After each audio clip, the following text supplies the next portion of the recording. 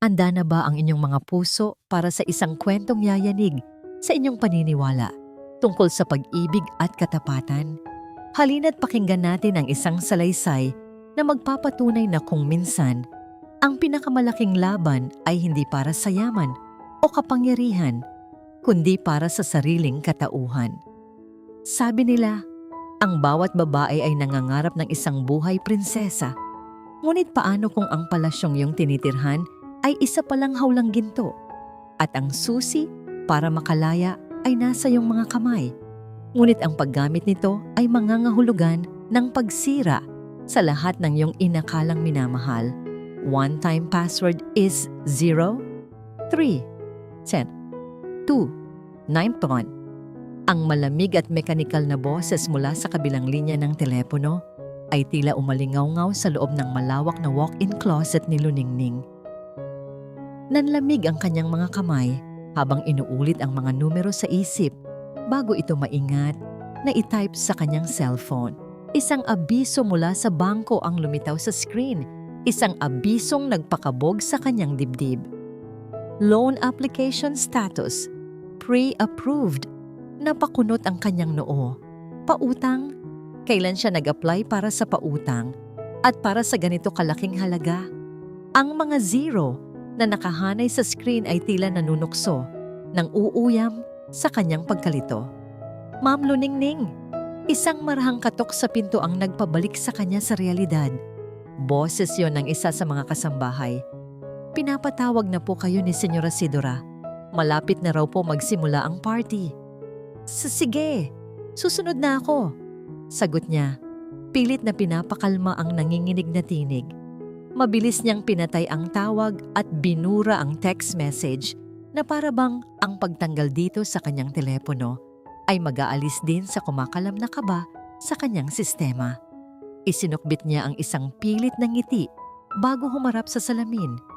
Ang babaeng nakatingin sa kanya pabalik ay larawan ng perpeksyon.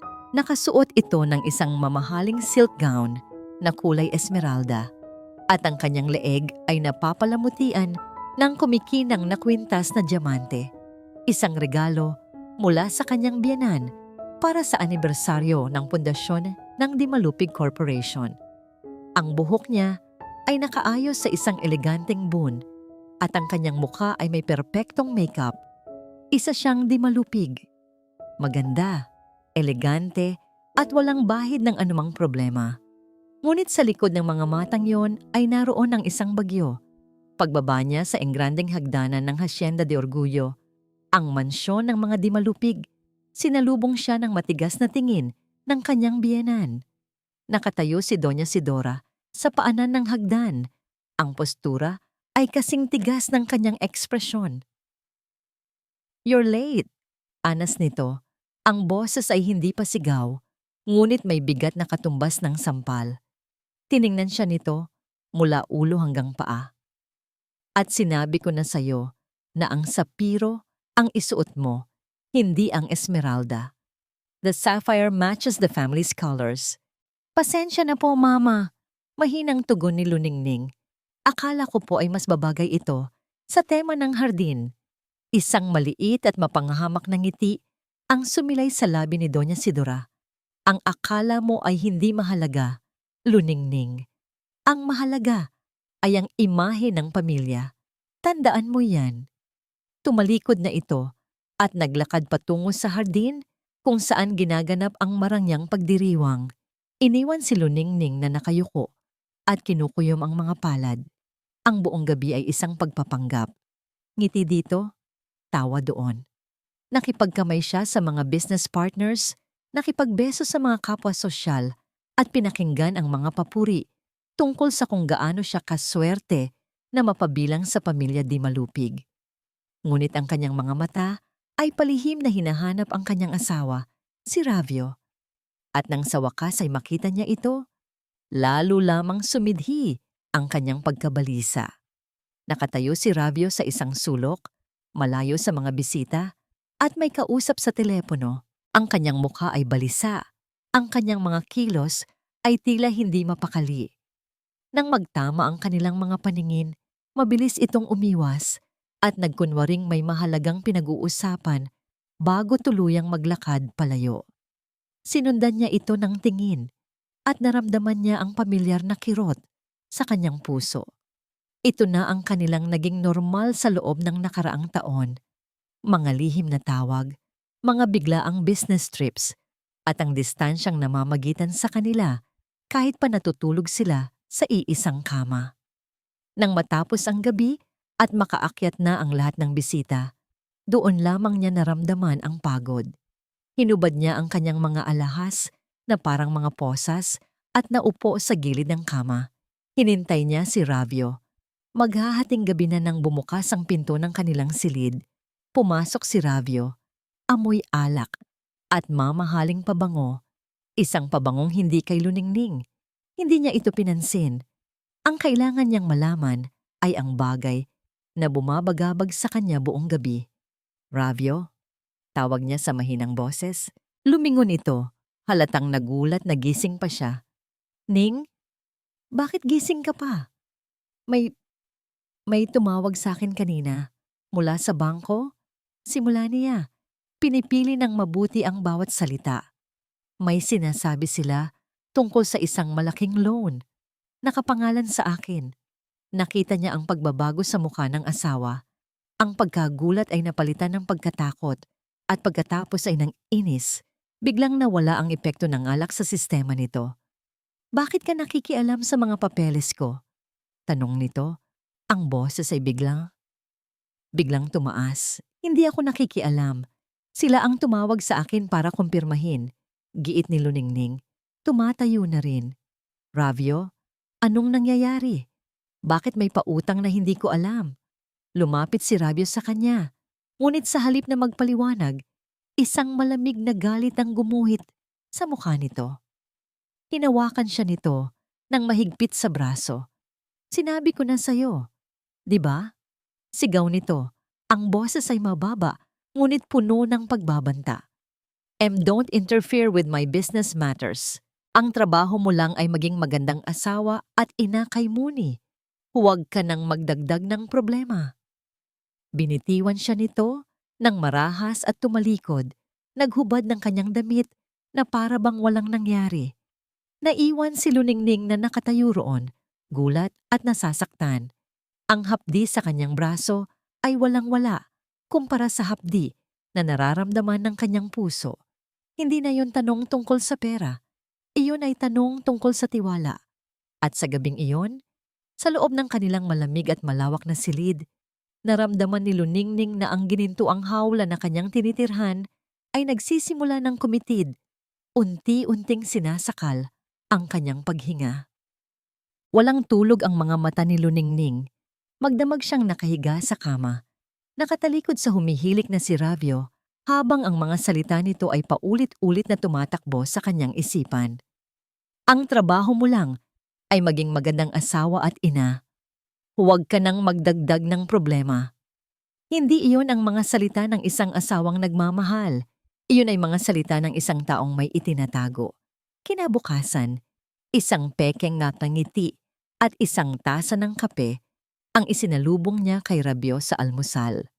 Nag-usap sila tungkol sa mga bagay na walang kabuluhan, ang panahon, ang paaralan ni Muni, ang bagong halaman ni Doña Sidora sa hardin.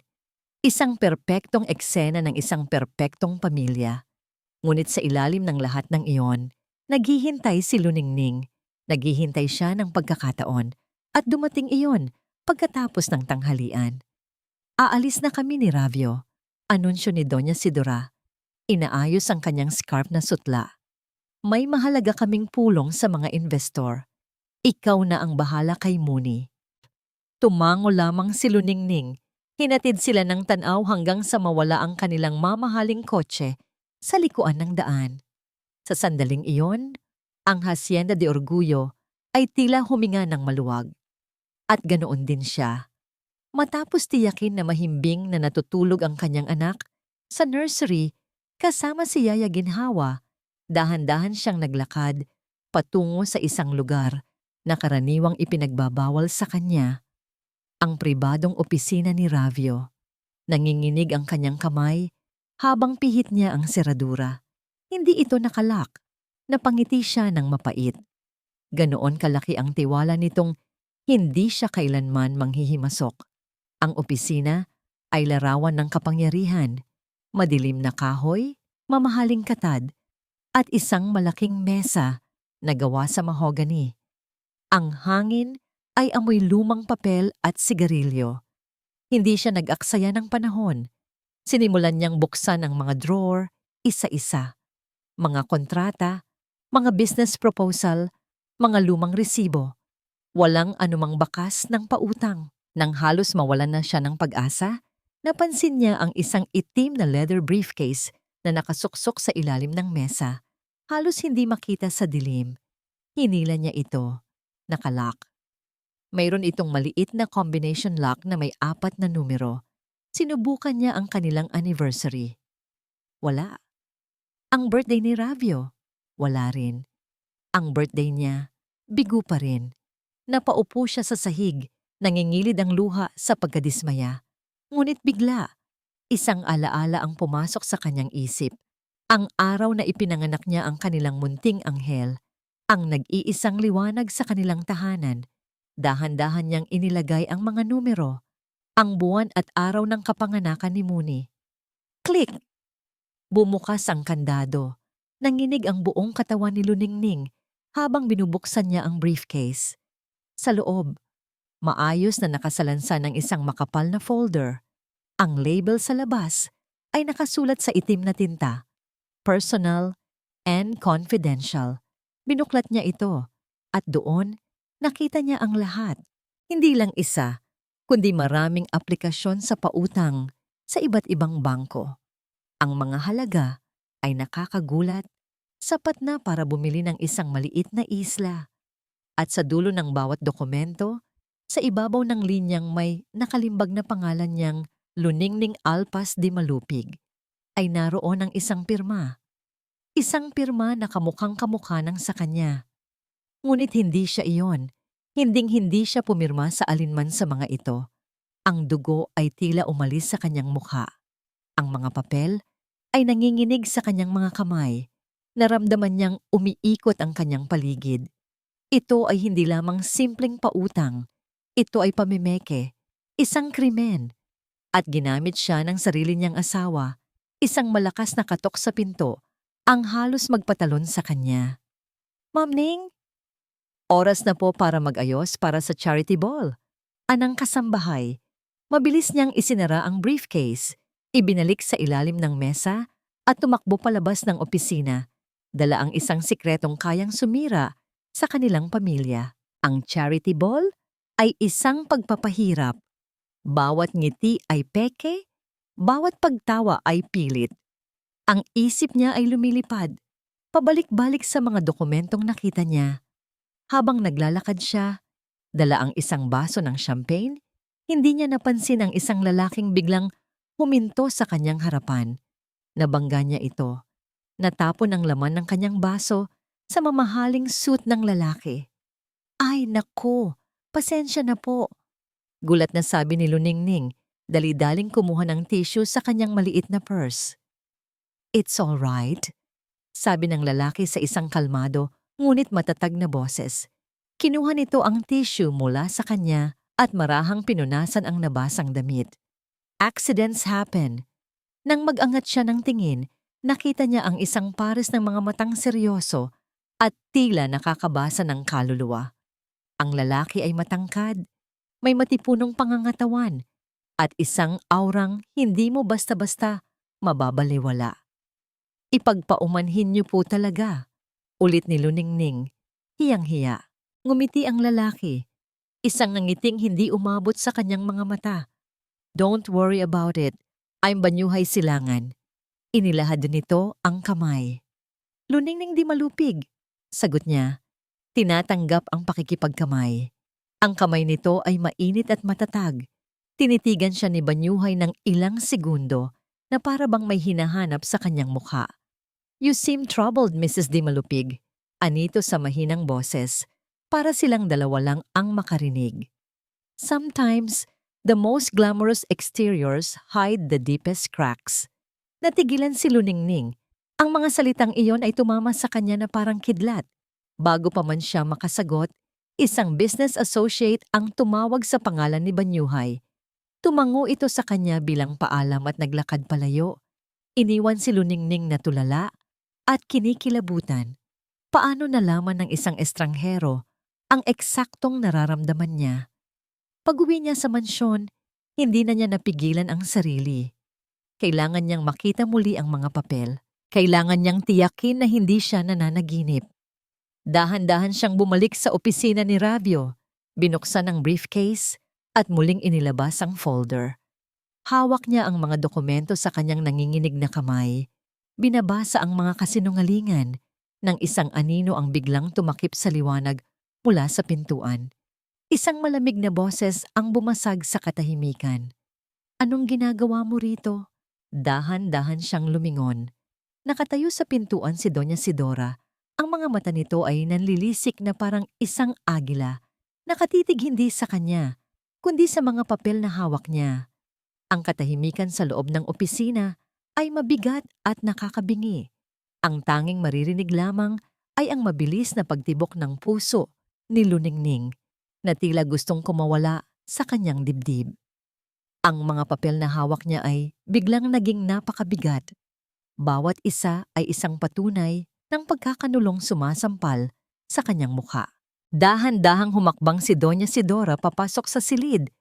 Ang kanyang mga takong ay lumilikha ng matinis na tunog sa sahig na gawa sa nara. Hindi siya tumitingin kay Luningning.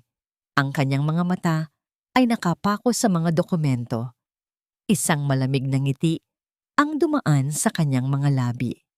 "Akala ko ba ay matalino ka, Luningning?" Sabi niya sa isang mapanghamak na tono na para bang kinakausap ang isang musmos na bata. Ngunit heto ka, naghahalongkat na parang isang magnanakaw sa sarili mong pamamahay. Bakit? Bakit? Iyon lang ang salitang nagawang lumabas sa lalamunan ni Luningning. Ang boses niya ay basag at nanginginig. Bakit niyo ito ginawa? Humarap sa kanya si Doña Sidora. Ang ekspresyon ay walang bahid ng pagsisisi o pagkakasala. Puno ito ng pagmamataas. Ginawa ang ano? Ang iligtas ang pamilyang ito?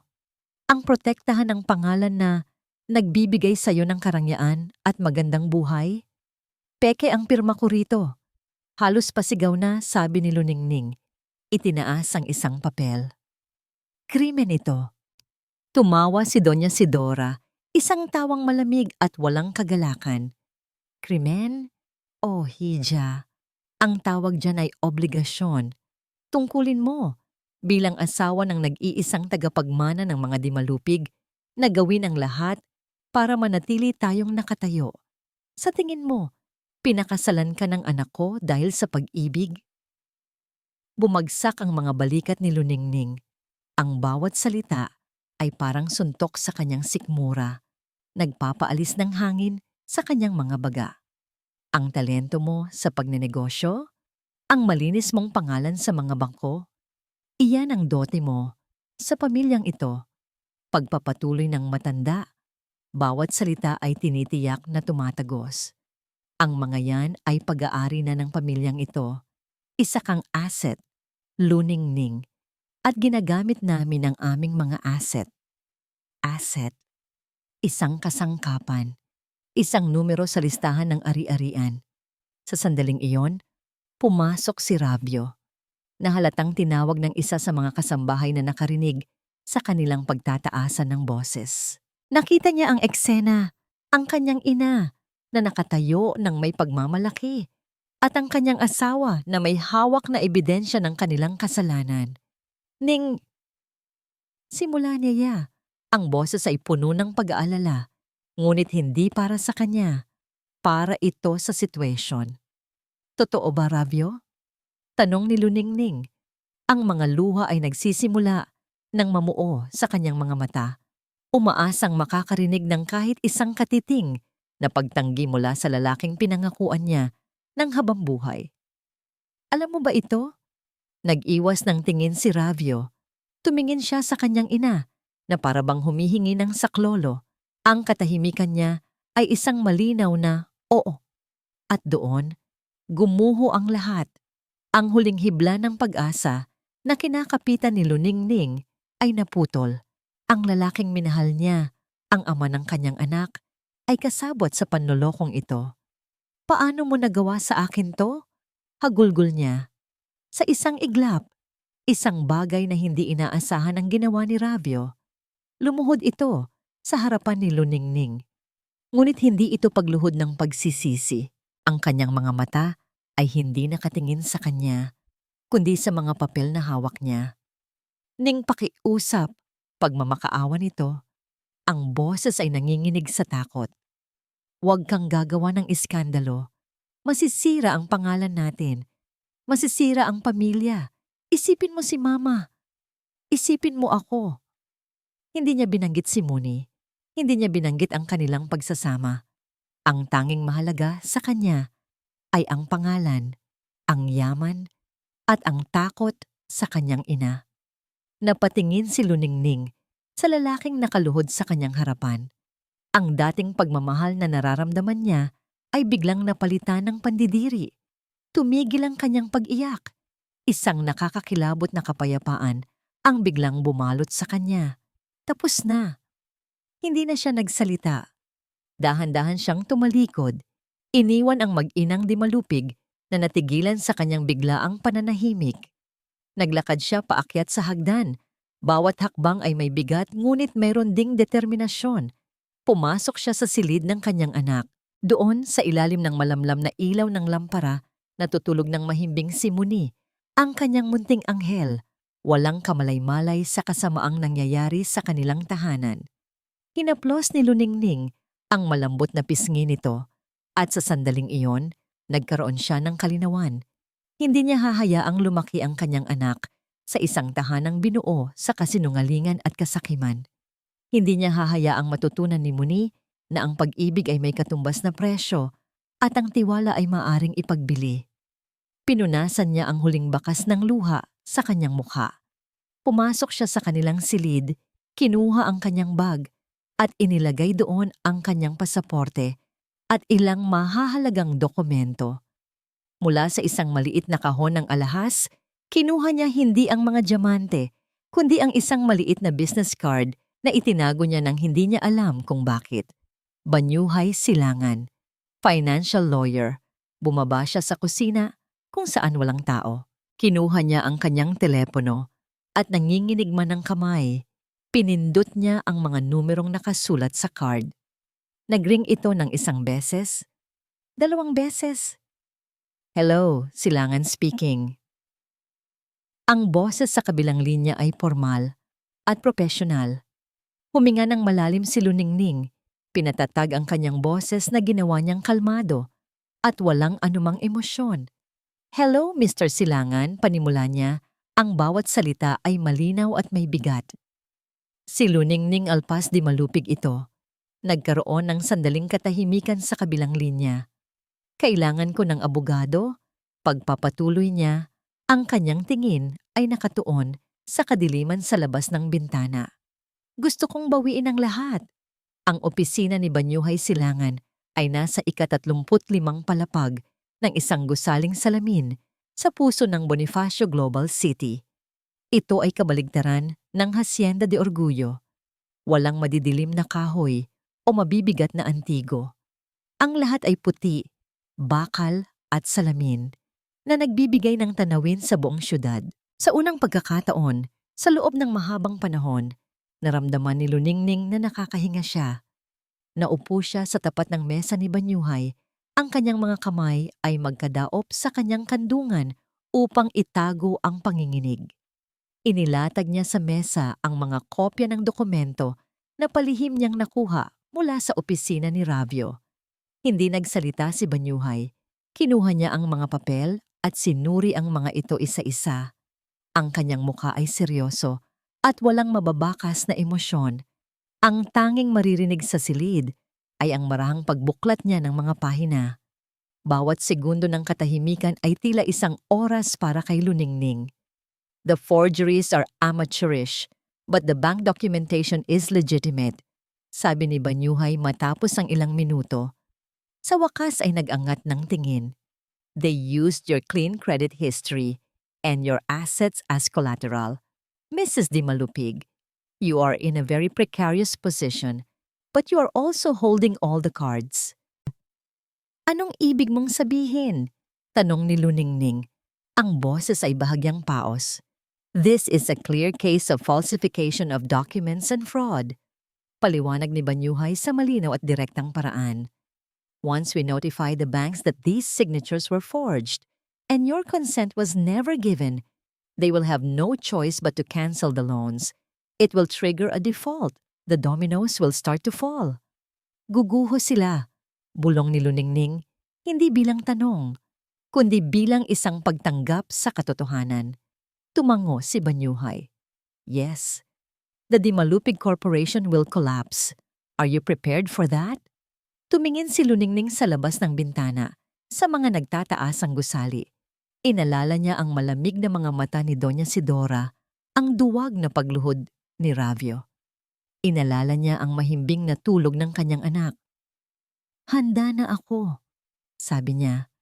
At sa pagkakataong ito, ang kanyang boses ay buo at matatag. Kinabukasan, ang unang legal na sulat ay ipinadala sa pamamagitan ng isang private courier sa Hacienda de Orgullo. At hindi nagtagal, sumabog ang impyerno. Ang unang tumawag ay si Ravio. Ang kanyang boses ay isang magkahalong sigaw at pagmamakaawa. Luningning, anong ginagawa mo? Are you insane? May dumating na sulat mula sa isang abogado. Pinapabawi mo ang lahat? Bumabaliw ka na ba? Hindi ako baliw, Ravio. Ngayon lang ako nagkamalay. Sagot niya ng mahinahon. Ning, please, mag-usap tayo. Itigil mo to. Sisirain mo kami. Sisirain mo ako. Bago pa man siya makasagot, narinig niyang may umagaw ng telepono sa kabilang linya. Ang sumunod na boses na narinig niya ay nagpatindig ng kanyang mga balahibo. Luningning, sabi ni Doña Sidora. Ang boses ay sobrang tamis na naging lason. Kamusta ka na, Hija? Nag-aalala na kami sa'yo, lalo na ang anak mo. Nanigas si Luningning. Nandito siya sa tabi ko ngayon. Gusto ka raw niyang kausapin. Pagpapatuloy ng matanda, narinig niya ang mumunting boses ni Muni. Mommy, Mommy, where are you? Pumikit ng mariin si Luningning. Kinagat ang kanyang labi para pigilan ang isang hikbi. Hello, baby. Mommy's just running some errands. I'll be back soon, okay? Mommy, Lola said you're leaving me. Are you leaving me, Mommy? Ang tanong na yon ay parang punyal na sumaksak ng diretso sa kanyang puso. Narinig niya ang boses ni Doña Sidora sa background. Sabihin mo sa mommy mo na umuwi na siya. Hindi kita iiwan, anak, sabi ni Luningning. Pilit na pinapasigla ang kanyang boses. Never. Mommy loves you so much. I love you, Mommy. Biglang naputol ang tawag. Napahagulhol si Luningning. Iyon ang pinakamasakit na sandata na kaya nilang gamitin laban sa kanya. Alam na alam ni Sidora kung saan siya tatamaan. Sa gitna ng kanyang pag-iyak, muling tumunog ang kanyang telepono. Isang hindi rehistradong numero. Balak niya itong huwag pansinin. Ngunit may kung anong nag-udyok sa kanya na sagutin ito. Hello? Aniya sa pagitan ng mga hikbi. Ma'am Ning, isang pamilyar at mahinang boses ang kanyang naririnig. Yaya Wawa? Ma'am, pasensya na po kayo. Palihim lang po akong tumatawag. Bulong ng matandang kasambahay. Narinig ko po ang lahat. Huwag po kayong mag-alala kay Muni. Hindi ko po siya pababayaan. At ma'am, huminto ito saglit. Tama po ang ginawa ninyo, ma'am. Matagal na po dapat. Ang mga simpleng salitang iyon ay parang isang balsamo sa kanyang sariwang sugat. Isang kumpirmasyon na hindi siya nag-iisa sa paniniwalang ito. Nagpasalamat siya kay Yaya Ginhawa bago ibinaba ang tawag. Ang kanyang puso ay bahagyang gumaan, ngunit ang kapayapaan ay panandalian lamang. Isang text message ang dumating sa kanyang telepono. Mula kay Ravio, binuksan niya ito. 5 salita lamang ang nakasulat, ngunit ang bawat letra ay puno ng pagbabanta. Kung hindi mo ito ititigil, hindi mo na makikita ang anak mo. Ang text message mula kay Ravio ay nanatili sa screen ng telepono ni Luningning. Ang mga salita nito ay tila isang ahas na pumupulupot sa kanyang puso, humihigpit sa bawat segundong lumilipas. Ang pagbabanta ay malinaw. Ang kanyang anak ang kanilang alas. Sa loob ng 24 na oras, nabuhay siya sa impyerno. Hindi siya makakain, hindi siya makatulog. Ang tanging nagpapatatag sa kanya ay ang mga palihim na tawag ni Yaya Ginhawa na nagsasabing maayos at masaya naman si Mooney. Walang kamalay-malay na ginagamit siyang panakot. Nang muli siyang humarap kay Banyuhay Silangan sa opisina nito, baka sa kanyang mukha ang pagod at takot. Gagamitin nila ang anak ko laban sa akin. Sabi niya, ang boses ay nanginginig. Baka dapat ko na itong itigil. Tinitigan siya ni Banyuhay. Ang mga mata nito ay seryoso, ngunit may bakas ng pag-unawa. They are counting on that, Mrs. Dimalupig. They are using your greatest love as your greatest weakness. Pero isipin mo, kung ngayon pa lang ay kaya na nilang gawin ito, anong klaseng buhay ang ibibigay nila sa anak mo kapag nanatili ka sa kanila? Ang tanong na yon ay tumagos sa kanyang kaluluwa. Tama si Banyuhay. Ang manatili ay nangangahulugan ng pagpayag na lumaki si Mooney sa isang kapaligirang puno ng panlilinlang at emosyonal na blackmail. Ang pag-alis, ang tanging paraan para mabigyan niya ito ng isang tunay at malinis na kinabukasan. Huminga siya ng malalim. Hinugot ang lakas mula sa pinakailaliman ng kanyang pagkatao. Ituloy natin. Inilatag ni Banyuhay ang huling dokumento sa mesa.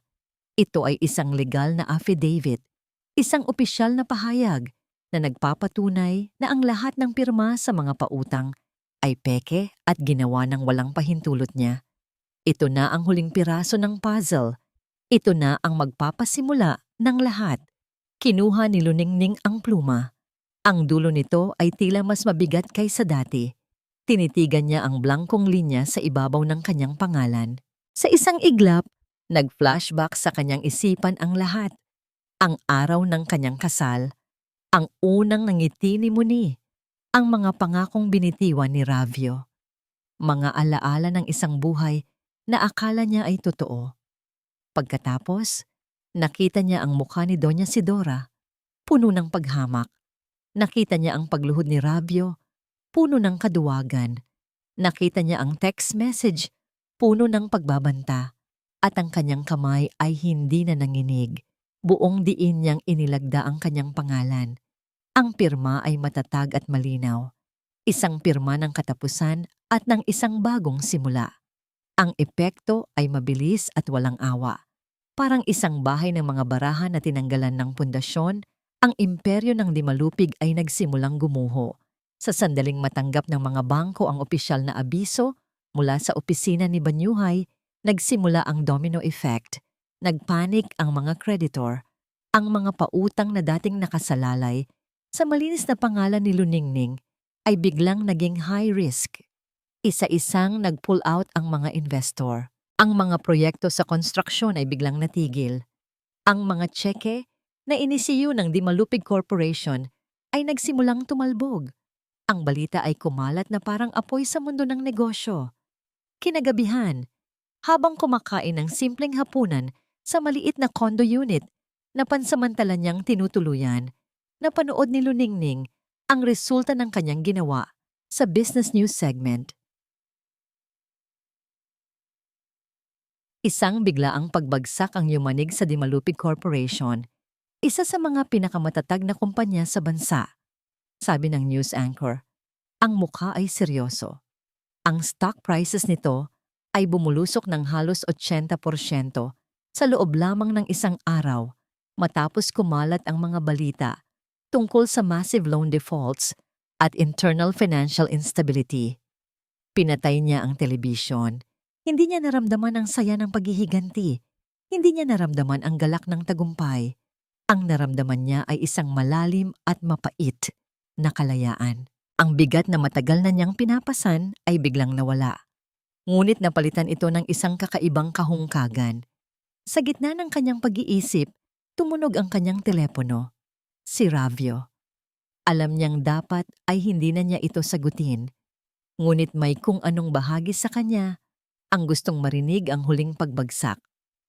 "Hello," sagot niya. Ang narinig niya mula sa kabilang linya ay hindi na sigaw ng galit. Ito ay isang basag na hagulgol ng isang talunang lalaki. "Ning, nawala na. Nawala na ang lahat," humihikbing sabi ni Ravio.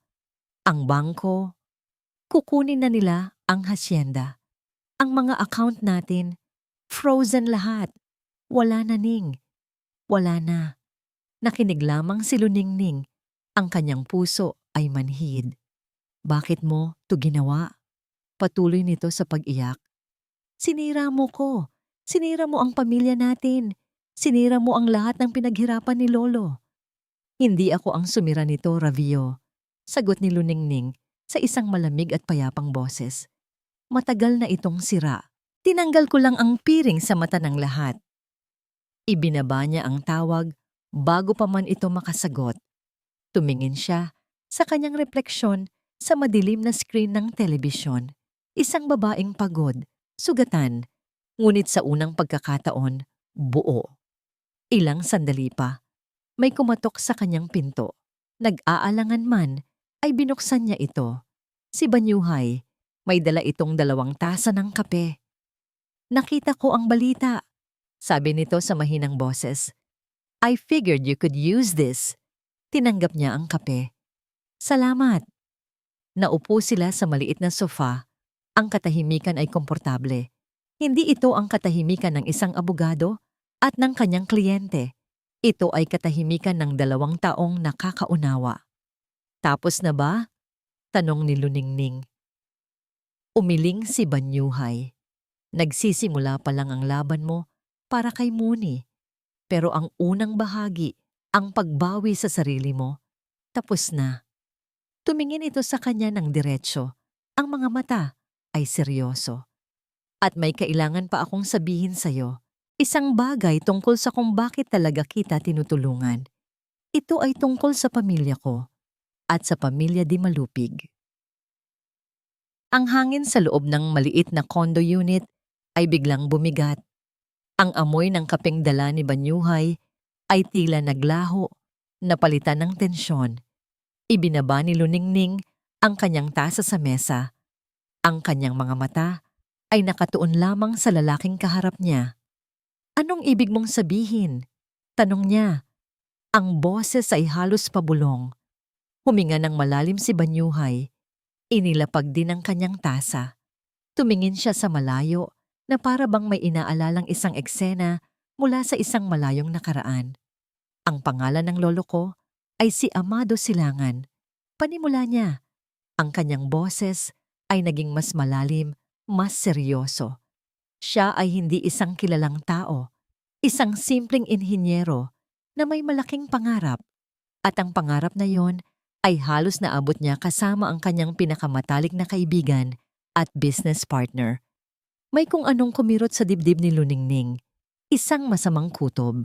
Ang pangalan ng business partner niya? Pagpapatuloy ni Banyuhay.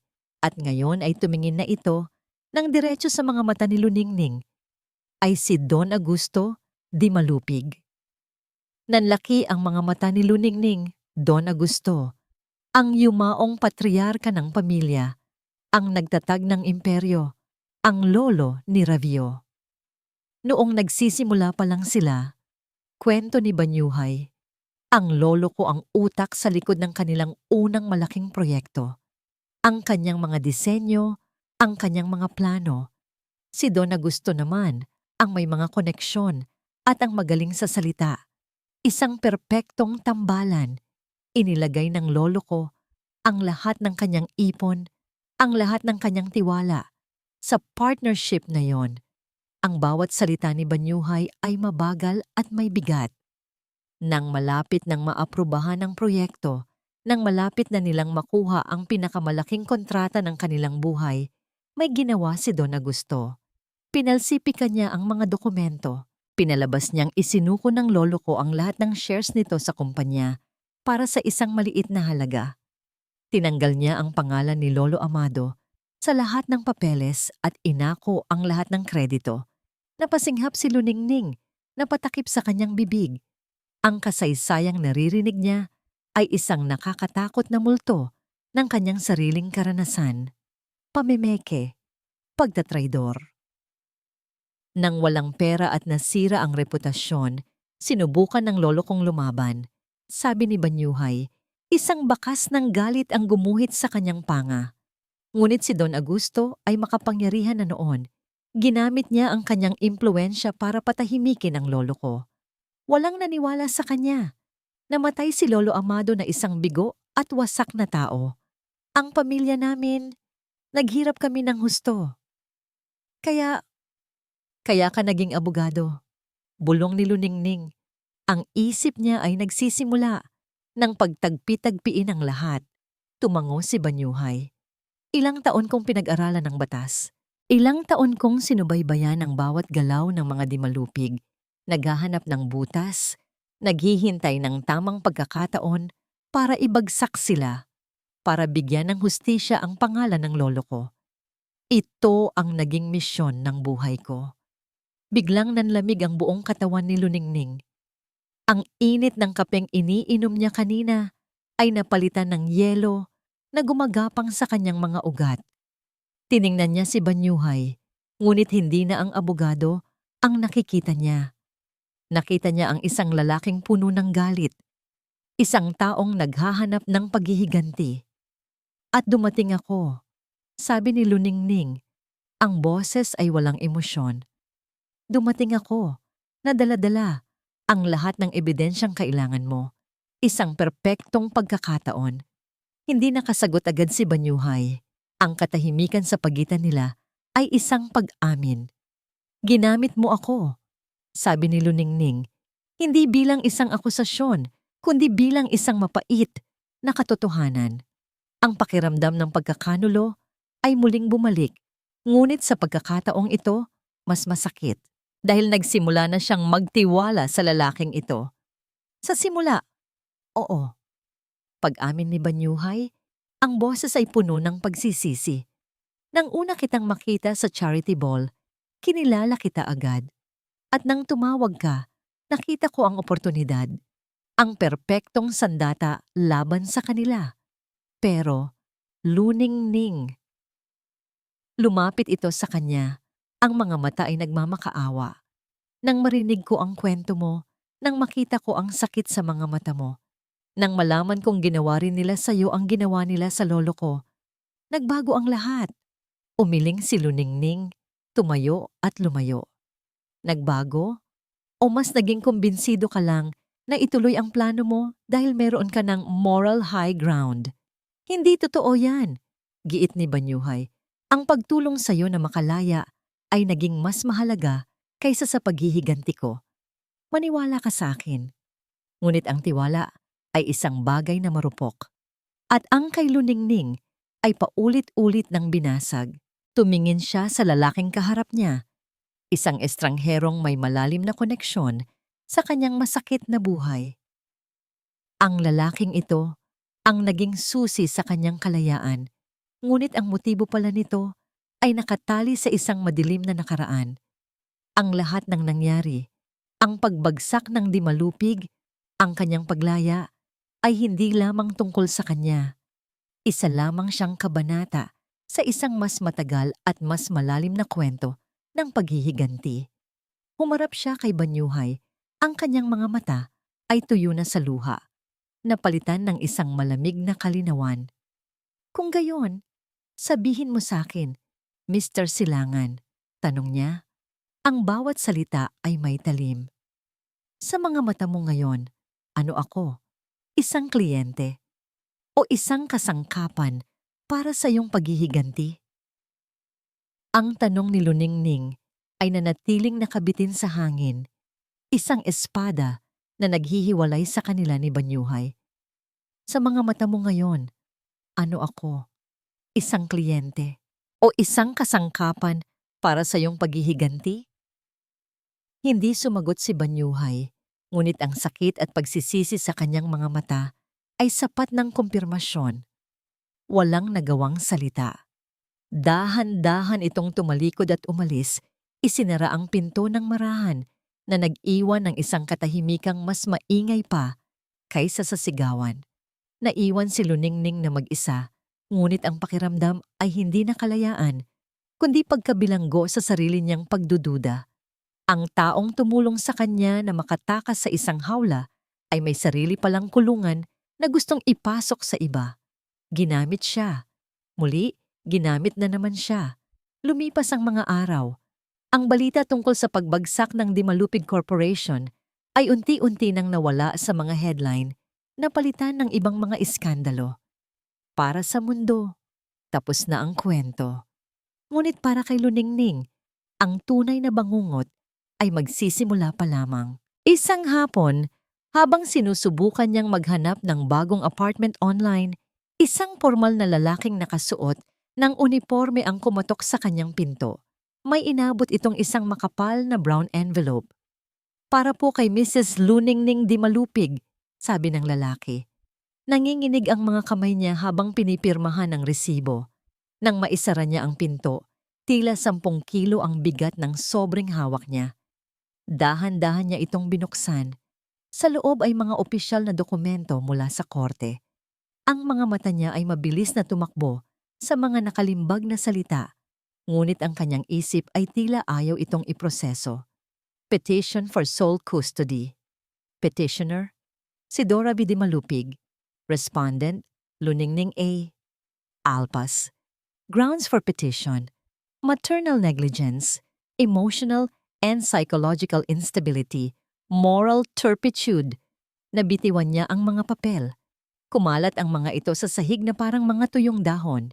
Hindi maaari. Ang kanyang hininga ay naging mabilis at mababaw. Kukunin nila si Muni. Ito ang huling alas ni Sidora.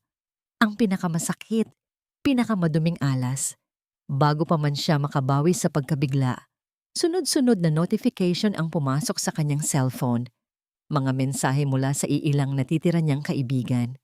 Ning, nakita mo na ba to? OMG, don't believe what the blogs are saying. We're here for you. May isang link na kasama sa isang mensahe. Nang may panginginig, pinindot niya ito. Bumungad sa kanya ang isang sikat na gossip website. Ang headline ay malaki at mapanira. Sa gitna ng pagbagsak, Mrs. ni Dimalupig na huling may secret meetings sa misteryosong abogado. At sa ilalim nito, isang malaking litrato. Kuha ito mula sa malayo, malabo, ngunit malinaw na siya at si Banyuhay iyon. Nakaupo sa isang coffee shop. Ang anggulo ay mapanlinlang. Sa litrato, mukhang magkalapit ang kanilang mga mukha, na para bang may ibinubulong na isang matamis na sekreto si Banyuhay sa kanya. Ang caption ay mas masahol pa. Is this the real reason for the Dimalupig downfall? A forbidden affair that led to a calculated destruction of a family empire? Kasinungalingan. Lahat ay kasinungalingan. Gawa-gawa. Ngunit sa mata ng publiko, sa mata ng korte, ang mga litratong ito, kasama ng petisyon. Ito ay isang perpektong bagyo na nilikha para sirain siya ng tuluyan. Napaluhod si Luningning sa sahig. Ang kanyang lakas ay tuluyang nawala. Ito na ba yon? Ito na ba ang kabayaran sa kanyang paghahangad ng kalayaan? Ang mawala ang kaisa-isang bagay na nagbibigay kahulugan sa kanyang buhay? Gumapang siya patungo sa maliit na bag na naglalaman ng iilang gamit na nadala niya mula sa mansyon. Mula sa loob, kinuha niya ang isang maliit na teddy bear, ang paboritong laruan ni Muni, na palihim niyang isiniksik sa kanyang bag bago siya umalis. Niyakap niya ang oso ng mahigpit, inamoy ito. Naroon pa rin ang matamis na amoy ng kanyang anak. At doon, sa gitna ng katahimikan ng kanyang pansamantalang tahanan, sa sahig na napapalibutan ng mga papel ng kasinungalingan, Humagulhol si Luningning, isang iyak na puno ng sakit, ng pagsisisi, ng purong desperasyon. Nanalo sila. Gumuho nga ang kanilang imperyo, ngunit sa huli, sila pa rin ang nanalo. Dahil kukunin nila ang kanyang puso, kukunin nila ang kanyang anak. Wala na siyang laban, wala na siyang lakas, wala nang natira. Sa gitna ng kanyang pagtangis, isang malakas na katok sa pinto ang bumasag sa kanyang pag-iisa. Hindi niya ito pinansin, ngunit nagpatuloy ang pagkatok, mas malakas, mas mapilit. Nang may natitirang lakas, tumayo siya at binuksan ang pinto, handang sigawan kung sino man ang nambubulabog sa kanya. Nakatayo sa labas si Banyuhay. Ang mukha nito ay bakas ang galit at determinasyon. Tila nakita na rin nito ang mga balita. Luningning! Umalis ka na, sabi niya sa isang walang buhay na boses. Tapos na, panalo na sila. Hindi apa, matigas na sabi ni Banyuhay. Humakbang papasok. Hindi niya ito pinigilan. Hindi ako papayag na manalo siya. Tinitigan siya nito ng diretso sa mga mata. Ang intensidad sa tingin nito ay nakakatakot. Mayroon akong isang huling ebidensya na kayang magpatahimik sa kanya habang buhay, sabi ni Banyuhay. Ang bawat salita ay may bigat. Pero kapag ginamit natin to, magiging sobrang dumi ng laban. Ang mga salita ni Banyuhay ay umalingaw-ngaw sa loob ng maliit na silid. Magiging sobrang dumi ng laban. Pinunasan ni Luningning ang kanyang mga luha gamit ang likod ng kanyang palad. Ang desperasyon sa kanyang mga mata ay unti-unting napalitan ng isang bagay na iba. Isang malamig at matigas na kuryosidad. Anong ebidensya? Tanong niya. Ang boses ay paos ngunit matatag. Hindi nagsalita si Banyuhay. Sa halip, kinuha nito ang kanyang briefcase na dala, inilagay sa maliit na mesa at binuksan ito. Mula sa loob, maingat nitong inilabas hindi ang isang folder ng mga legal na dokumento, kundi ang isang luma at makapal na kwaderno. Ang leather na pabalat nito ay kupas na at ang mga pahina ay naninilaw na sa katagalan. Inilatag niya ito sa mesa sa pagitan nilang dalawa. Ito ang journal ng lolo ko, mahinang sabi ni Banyuhay. Ang tanging bagay na naisalba ng lola ko bago nila kinuha ang lahat sa amin. Dito niya isinulat ang lahat. Dahan-dahang iniabot ni Luningning ang kanyang kamay at hinawakan ng kwaderno. Ang papel ay marupok sa kanyang mga daliri. Binuklat niya ito. Ang sulat kamay sa loob ay elegante ngunit puno ng puwersa. Mga petsa, mga pangalan, mga numero, ngunit higit sa lahat, mga damdamin. Binasa niya ang ilang mga linya ng malakas.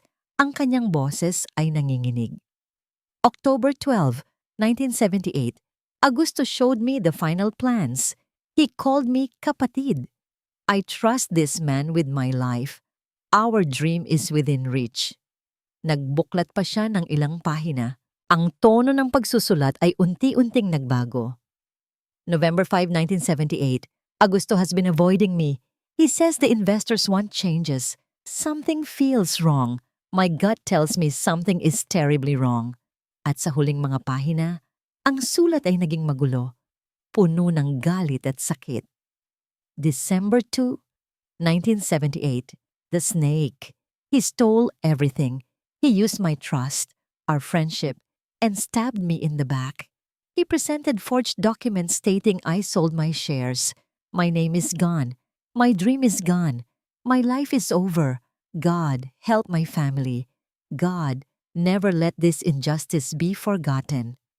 Isinara ni Luningning ang journal. Isang matinding katahimikan ang bumalot sa kanila. Ang sakit ng isang pamilyang hindi niya kilala na nangyari ilang dekada na ang nakalipas ay naging sariwa at totoo. Ang kasakiman ng mga dimalupig ay hindi pala bago. Ito ay isang lason na matagal nang dumadaloy sa kanilang mga ugat mula pa sa kanilang pinakapuno. Ang pamilyang kanyang pinasukan ay hindi lamang binuo sa mga kasinungalingan. Ito ay itinatag sa mga guho ng pangarap ng ibang tao. Ilang taon kong itinago to, pag-amin ni Banyuhay. Plano kong gamitin ito sa tamang panahon para sirain ang reputasyon nila. Ngunit kung ilalabas natin ito ngayon, sa custody hearing, hindi na ito tungkol sa pera o negosyo. Gagamitin natin ang alaala ng lolo ko para ipakitang ang kasamaan ay nasa dugo na ng pamilyang yon na si Doña Sidora ay produkto ng isang magnanakaw at manloloko. We will destroy their very foundation, their legacy. Tumingin si Luningning sa mukha ni Banyuhay. Ang paghihiganti sa mga mata nito ay naroon pa rin, ngunit ngayon may nakita siyang iba, isang malalim na pagnanais para sa hustisya. Naunawaan niya. Hindi na ito tungkol sa kung ginamit ba siya o hindi. Pareho silang biktima ng iisang pamilya. Sila ay dalawang dulo ng iisang kwento ng pagkakanulo. Tumayo siya. Ang kanyang likod ay mas tuwid na ngayon. Kinuha niya ang petisyon mula sa sahig at binasa muli ang mga akusasyon laban sa kanya. Maternal negligence, emotional instability. Isang mapait na ngiti ang sumilay sa kanyang labi. Gusto nilang makipaglaro ng marumi? Bulong niya, mas para sa sarili niya kaysa kay Banyuhay. Kung gayon, ibibigay natin sa kanila ang isang giyera. Humarap siya kay Banyuhay. Ang kanyang mga mata ay nag-aalab na ngayon, hindi dahil sa luha, kundi dahil sa apoy. Gawin mo ang dapat mong gawin, Mr. Silangan. Ihanda mo ang lahat. I will not lose my daughter. Sa mga sumunod na araw, ang maliit na condo unit ay naging kanilang war room. Nagtulungan sila, hindi na bilang isang abogado at isang sawimpalad na kliyente o bilang isang tagapaghiganti at isang kasangkapan. Nagtulungan sila bilang dalawang alyado na may iisang layunin. Habang si Banyuhay ay inihahanda ang legal na stratehiya, si Luningning naman ay tinawagan ang lahat ng taong maaaring makatulong sa kanya, mga dating katrabaho na nakasaksi sa kanyang dedikasyon, mga kaibigang nakakita kung paano niya alagaan si Muni. Maging si Yaya Ginhawa ay pumayag na tumestigo ng palihim. Bawat ebidensya ng kasinungalingan ng mga dimalupig ay kanilang tinipon. Bawat piraso ng katotohanan ay kanilang inihanda. Dumating ang araw ng paglilitis.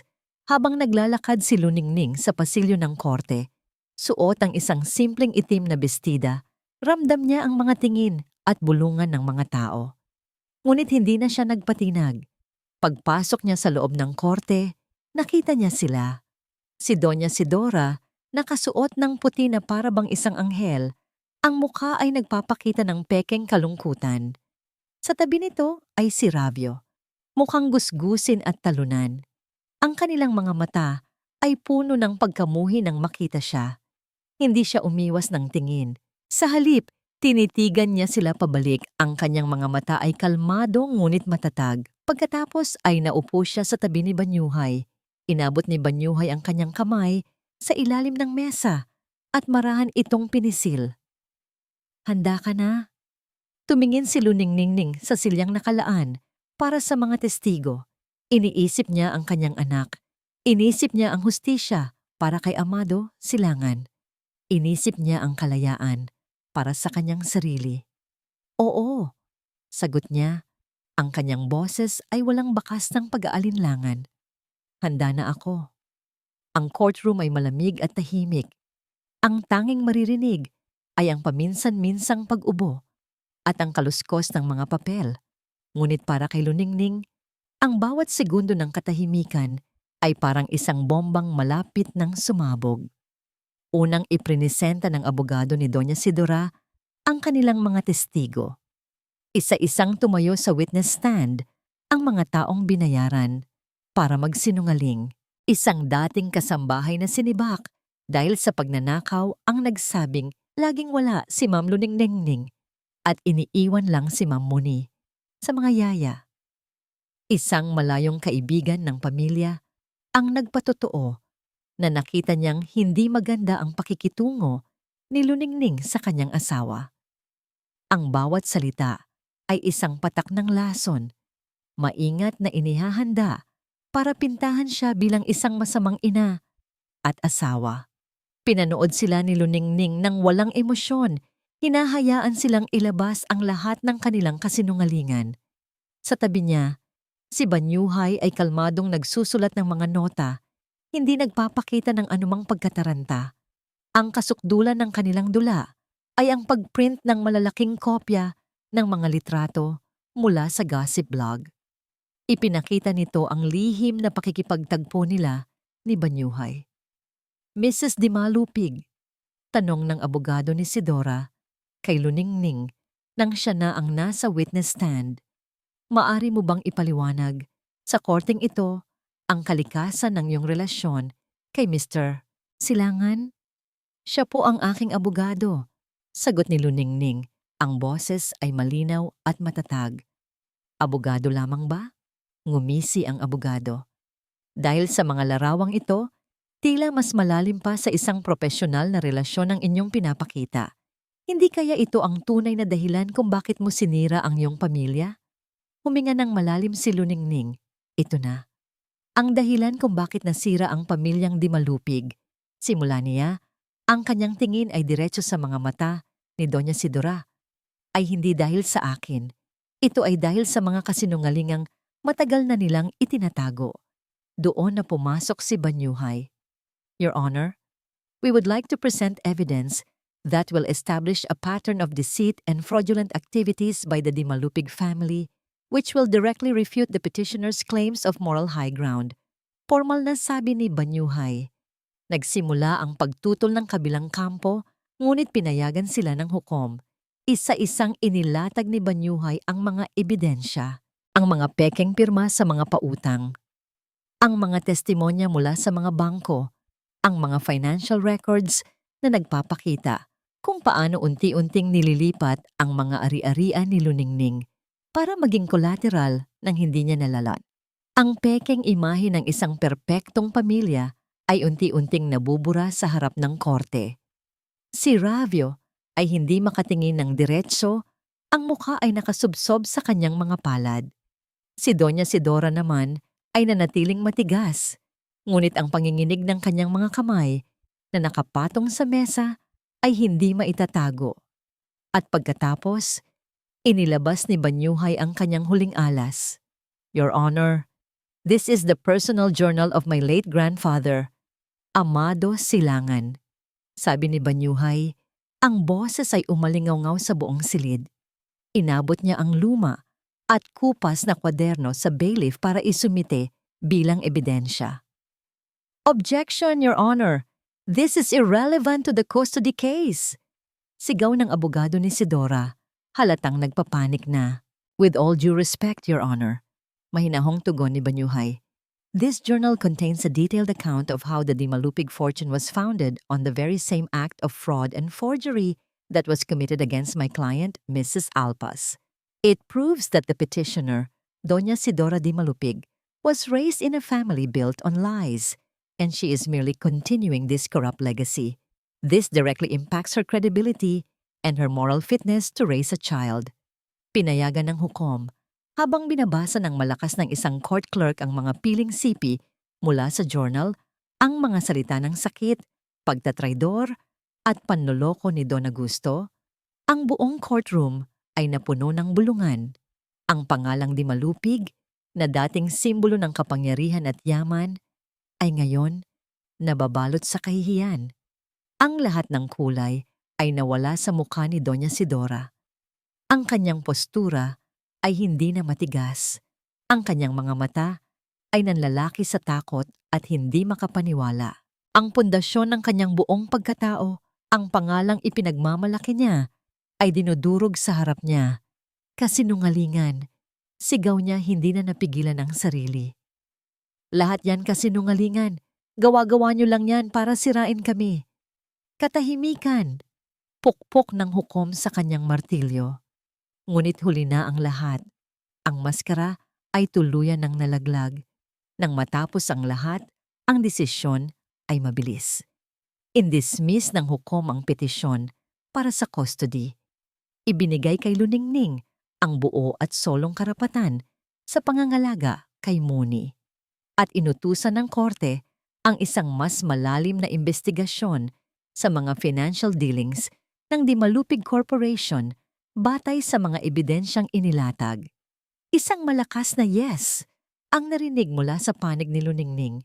Niyakap niya si Banyuhay, hindi na napigilan ang mga luha.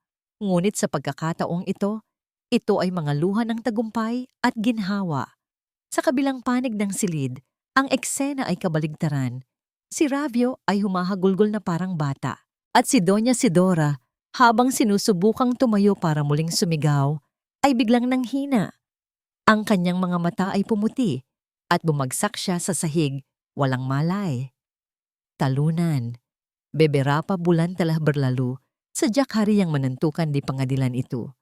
Berita tentang pingsannya Doña Sidora dan skandal penipuan yang mengguncang fondasi keluarga Dimalupig menjadi berita utama selama berminggu-minggu sebelum akhirnya memudar menjadi bisik-bisik dan gosip masa lalu.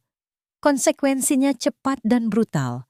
Hacienda de Orgullo, istana kesombongan mereka, disita oleh bank. Semua aset yang tersisa dibekukan untuk membayar utang dan tuntutan hukum. Nama Dimalupig, yang dulu identik dengan kekayaan, kini menjadi sinonim dengan aib. Luningning menyaksikan semua ini dari jauh. Dia tidak merasakan kegembiraan atas penderitaan mereka. Yang dia rasakan hanyalah kelegaan yang dalam, seperti seseorang yang akhirnya bisa meletakkan beban yang sangat berat yang telah dia pikul terlalu lama. Dia membuat keputusan. Alih-alih tetap berada di kota yang penuh dengan kenangan pahit, dia mengemasi barang-barangnya yang sedikit, menjemput putrinya Muni, dan melakukan apa yang seharusnya dia lakukan sejak lama. Dia pulang. Provinsi Nang Payapa adalah kebalikan dari Manila. Udara di sini bersih, berbau tanah basah, dan bunga-bunga liar. Langitnya luas dan biru. Disinilah Luningning tumbuh dewasa, di sebuah rumah sederhana yang dikelilingi oleh sawah hijau. Dan disinilah dia mulai membangun kembali hidupnya, bata demi bata. Dengan uang dari penyelesaian perceraian dan kompensasi yang diberikan pengadilan, dia tidak membeli perhiasan atau mobil mewah. Dia menginvestasikan semuanya pada mimpinya.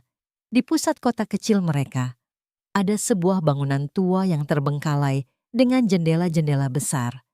Dia membelinya dan, dengan bantuan beberapa pengrajin lokal, mengubahnya menjadi sebuah toko roti kecil yang nyaman. Dia mengecat dindingnya dengan warna kuning cerah, seperti sinar matahari. Dia meletakkan meja-meja kayu kecil dan kursi-kursi yang dianyam, dan di atas pintu masuk, dia memasang sebuah papan nama kayu yang diukir dengan tangan. Sinaglaya.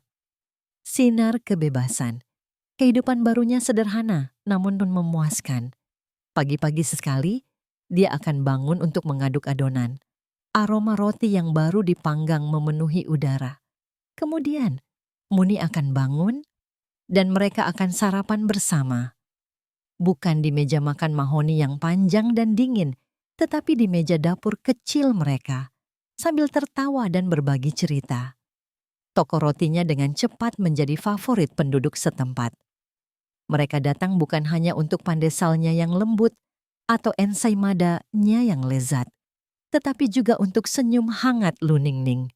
Di sini, dia bukan lagi Nyonya Dimalupig yang anggun dan jauh.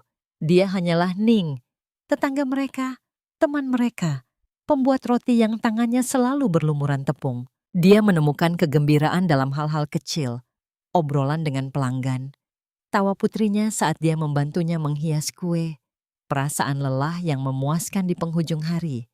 Suatu sore, saat dia sedang membersihkan meja, tukang pos datang dan memberinya surat.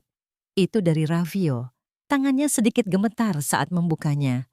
Itu adalah surat pertama dan satu-satunya yang dia terima darinya sejak persidangan. Tulisan tangannya berantakan, seolah-olah ditulis dengan tergesa-gesa. Surat itu tidak berisi ancaman atau tuduhan. Surat itu penuh dengan penyesalan. Dia menulis tentang bagaimana dia hidup dalam bayang-bayang ibunya sepanjang hidupnya. Bagaimana dia terlalu pengecut untuk membela apa yang benar. Dia meminta maaf, bukan untuk uang atau nama keluarga. Tetapi karena telah menghancurkan kepercayaan Luningning dan gagal menjadi suami dan ayah yang seharusnya, Luningning membaca surat itu dengan tenang. Tidak ada lagi kemarahan di hatinya. Yang ada hanyalah rasa kasihan yang samar. Dia melipat surat itu, memasukkannya ke dalam laci, dan tidak pernah membukanya lagi. Masa lalu itu akhirnya benar-benar berakhir. Saat dia menutup laci, lonceng di atas pintu berbunyi. Seorang pelanggan masuk. Pria itu tinggi dan mengenakan kemeja polo sederhana dan celana kaki. Dia membawa sekeranjang bunga matahari liar. Luningning membeku sesaat. Itu adalah Banyuhai. Dia tersenyum, senyum yang tulus dan sedikit malu-malu. Aku dengar mereka membuat kopi terbaik di provinsi ini, di sini. Katanya, suaranya terdengar berbeda di luar ruang sidang yang tegang. Lebih ringan, lebih hangat. Luningning tersenyum kembali, senyum pertama yang tulus yang dia berikan padanya. Tergantung siapa yang bertanya. Aku membawa ini untukmu, kata Banyuhai, meletakkan bunga matahari di atas meja, sebagai ucapan selamat atas awal yang baru. Dia tidak datang sebagai pengacara, dia tidak datang sebagai pembalas dendam, dia datang sebagai teman. Terima kasih, kata Luningning, suaranya lembut. Dia mengambil sebotol vas dan mulai menata bunga-bunga itu, sinarnya yang cerah menerangi seluruh toko. Mau minum kopi? Isang taon na ang lumipas. Ang sinaglaya ay hindi na lamang isang maliit na panaderya. Ito na ang puso ng munting bayan ng payapa. Sa umaga, ito ay puno ng mga magsasakang nagkakape bago tumungo sa bukid. Sa hapon, ito ay puno ng mga estudyanteng gumagawa ng kanilang takdang aralin habang kumakain ng merienda. At sa gabi, ito ay nagiging isang lugar kung saan nagkikita-kita ang mga magkakaibigan para magkwentuhan sa ilalim ng malalamlam na ilaw. Si Luningning ang sentro ng lahat ng ito. Hindi na siya ang babaeng nakayuko at takot magsalita. Ang kanyang mga tawa ay malakas at totoo. Ang kanyang mga kamay, na dati sanay lamang humawak sa mga kopitan ng alak, ay ngayoy may mga kalyo na mula sa pagmamasa ng harina. Mga kalyo na simbolo ng kanyang pagsisikap at tagumpay. Si Muni ay lumaking isang masayahin at bibang bata. Ang kanyang mundo ay puno ng amoy ng tinapay at pagmamahal ng isang inang buo at naroroon para sa kanya. Ang pagbisita ni Banyuhai sa araw na yon ay hindi naging ang huli. Naging madalas ang kanyang pagpunta sa probinsya ng Payapa tuwing katapusan ng linggo. Sasabihin niyang para makatakas sa gulo ng syudad, ngunit alam nilang pareho na hindi lang iyon ang dahilan. Naging magkaibigan sila. Isang pagkakaibigang dahan-dahang nabuo mula sa mga guho ng kanilang parehong masalimuot na nakaraan. Nagkukwentuhan sila tungkol sa lahat ng bagay, mula sa batas at negosyo hanggang sa kung anong palaman ang pinakabagay sa pandesal. Sa kanya, natagpuan ni Luningning ang isang taong nakakita sa kanya sa pinakamadilim niyang sandali, ngunit hinangaan pa rin siya. Sa kanya, natagpuan ni Banyuhai ang kapayapaan na matagal nang nawala sa kanyang pusong naghahanap ng hustisya. Isang hapon, habang papalubog na ang araw, isinara ni Luningning ang tindahan ng maaga. Naglakad sila ni Banyuhai, kasama si Muni na masayang tumatakbo sa unahan, patungo sa dalampasigan na hindi kalayuan sa bayan. Naupo sila sa buhangin, pinapanood ang pagkulay kahel ng kalangitan. "Masaya ka ba rito, Ning?" tanong ni Banyuhai. Ang boses ay mahina, halos sakop ng tunog ng mga alon. Tumingin si Luningning sa paligid, sa kanyang anak na naghahabulan ng mga alon, sa payapang karagatan, sa panaderya na itinayo niya mula sa wala. "Oo," sagot niya. Isang ngiti ang sumilay sa kanyang mga labi. "Sobra. Dito, ako lang si Ning. Hindi asawa ng isang dimalupig, hindi isang biktima. Ako lang." "Hinahangaan kita." Pag-amin ni Banyuhai, nakatingin sa kanya. "Ang lakas mo. Mula sa lahat ng pinagdaanan mo, nakatayo ka pa rin. Hindi ka lang nakatayo, nagniningning ka pa. Napangiti si Luningning sa papuri. May kilig, oo. May posibilidad ng isang bagong pag-ibig. Ngunit hindi na yon ang pinakamahalaga sa kanya. Ang pagmamahal na darating, kung darating man, ay bonus na lamang. Dahil natutunan na niyang buuin ang kanyang sarili. Hindi na niya kailangan ng isang tao para kumumpleto sa kanya. Hindi ako malakas noon, sabi niya, nakatingin sa papalubog na araw. Natuto lang akong maging matapang dahil sa kanya. Itinuro niya si Mooney na ngayon ay tumatawa habang binabasa ng alon ang kanyang mga paa. At dahil sa sarili ko, dahil na-realize ko na ang tanging taong makakapagligtas sa akin ay ako lang pala. Tumango si Banyuhay, puno ng pag-unawa. Hindi na siya nagsalita. Naintindihan niya. Nang tuluyan ng lumubog ang araw, tumayo si Luningning. Lumapit sa kanya si Mooney at niyakap siya sa baywang. Hinawakan niya ang kamay ng kanyang anak, ang hinaharap niya. Tumingin siya sa karagatan, sa papadilim na abot tanaw. Isang malawak na mundo ang naghihintay sa kanila. At sa unang pagkakataon, hindi siya natatakot dahil alam niya kung sino siya. Siya si Luningning Alpas, ang babaeng pinalaya ang sarili, ang ina, ang negosyante, ang mandirigma, ang babaeng nagmamay-ari ng kanyang bukas. At dito po nagtatapos ang ating kwento. Isang salaysay ng sakit, katapangan, at muling pagbangon. Ang kwento ni Luningning ay nagpapaalala sa atin na ang ating tunay na halaga ay hindi nakadepende sa apelyido, sa kayamanan, o sa opinyon ng ibang tao. Ito ay nasa ating kakayahang tumayo sa sarili nating mga paa, ipaglaban ang ating dignidad, at piliin ang isang buhay na tunay na magpapasaya sa atin. Ang paglaya ay hindi lamang pag-alis sa isang masamang sitwasyon. Ito ay ang pagyakap sa kapangyarihang hawak natin para buuin ang ating sariling kinabukasan. Maraming salamat po sa inyong walang sawang pagsubaybay at pakikinig. Sana po ay may napulot kayong aral at inspirasyon sa kwento ni Luningning. Ano po ang masasabi ninyo sa kanyang naging desisyon? At anong klaseng mga kwento pa po ang gusto ninyong marinig? Sa mga susunod nating paglalakbay, i-comment nyo lang po sa ibaba. Hindi dito nagtatapos ang ating paglalakbay. Marami pa pong kwentong kasing ganda at mas puno ng aral dito sa aming channel. Kung nagustuhan nyo ang kwentong ito, i-like, i-share sa pamilya at mga kaibigan, at mag-subscribe na rin para lagi kayong updated sa mga susunod pa naming kwento. I-click nyo ang notification bell para kayo ang unang makarinig kapag may bago kaming upload. Pagpalain po kayo ng Panginoon, kayo at ang inyong buong pamilya.